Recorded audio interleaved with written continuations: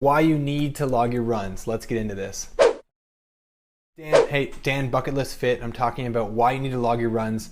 Logging your runs just means keeping a track of everything that you've been doing. You can do it electronically or with paper. I'll talk about both, and I'll talk about why you need to do it. Two reasons mainly: that it's going to keep you motivated for one, and two, it's going to reduce the injuries that you're going to have. So it's going to keep you motivated because it's going to show you all the work you've put in. So every time you go out for a run, if you have something written down there, you know, I've seen examples that I'll bring up here of people putting little stars down or little check marks on the box where they just go and print off their workout schedule, leave it up on the wall, and they just check it off as they go.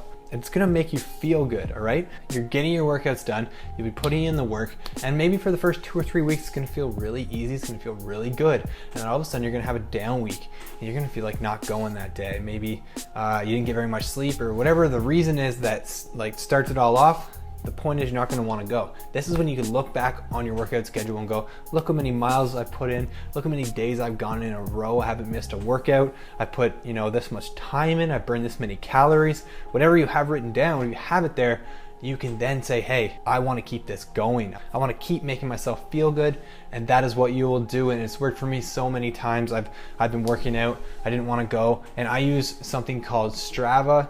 Okay, so if you don't know what Strava is, go on to strava.com, log in, create an account, whatever, and it is free to use. It's awesome. I'll show you mine right here, and yeah, you can just see all the different workouts that I've done. So I'm a triathlete, so I run, swim, and bike, but I do a lot of running, and in the summers I used to do a lot of trail running as well. I get to see all the kilometers I'm putting in.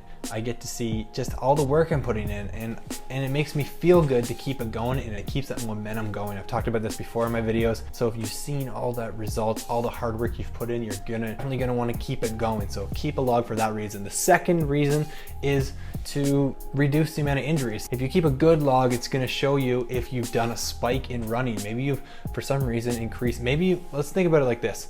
Say last week, you're supposed to run 3 days a week, Tuesday, Thursday, Saturday. So you missed Tuesday's workout, so you ended up running just Thursday, Saturday. So you're looking at your log, and the next week you feel a little bad and you throw an extra run in there, right? So instead of the Tuesday, Thursday, Saturday, you do Tuesday, Thursday, Saturday, and then Sunday on top. So then if you're actually looking at your log, you're gonna look at that and go, oh wait, I did this many kilometers, I jumped it up a little too high. A good rule of thumb is to never increase your mileage by more than 10% per week. So if you see that jump and it's gone up more than 10%, say 20% or something like that, there's a good chance that you might get hurt. So if you do get hurt, you'll know exactly the reason why, and with this log you can use those same rules to make sure you don't do things like that. Make sure you don't jump up the miles too much. On top of that, it's going to help you realize why you're getting sick. So say maybe you're doing a specific run all the time that's a little too above you right now. Maybe the training plan you're doing is just a little bit too much for you right now. You look at your training log realizing, oh, I'm getting sick. It's because I'm overtraining a little bit. So, you know, you can cut it down a little bit. So those are two really great reasons why you should log your workouts. I've already talked about how you're going to log them earlier, but pretty much what you're going to do is, if you're following a plan that's online, make sure you print it out, put it on the wall, or put it, you know, beside your bed or somewhere that you're going to see it a lot, and just make sure you always fill it out.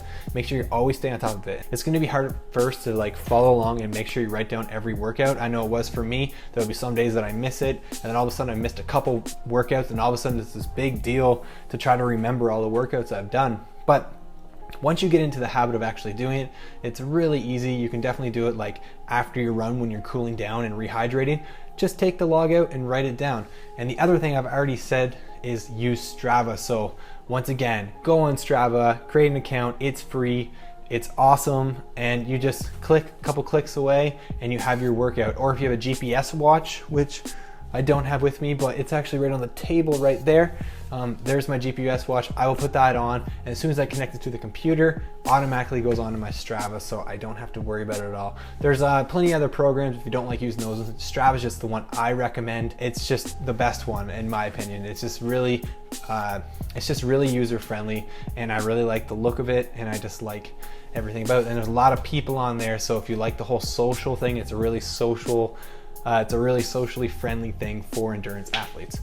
So these were my tips about why you need to log your runs, or any workout for that matter. Thank you very much for watching, and as always, keep going after those goals.